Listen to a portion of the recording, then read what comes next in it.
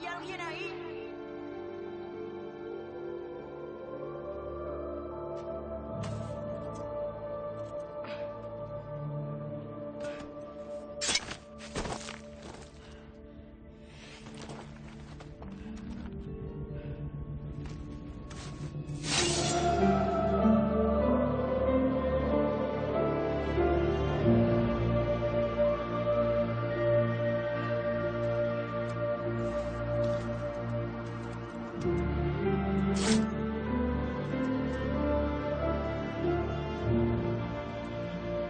Veders, dile a tu padre que tenemos deberes juntos.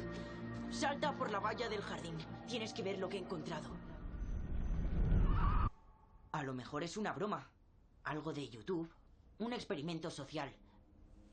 ¿Y había cámaras ocultas? Mira.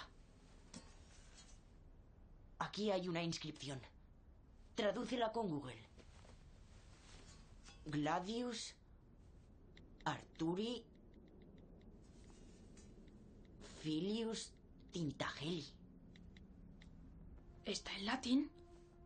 Significa espada de Arturo, hijo de Tintagel. ¿Quién es Tintagel?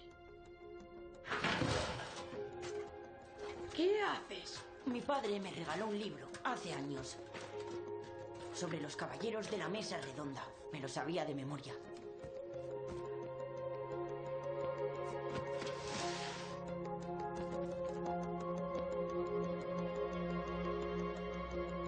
No es Tintagel, es Tintagel.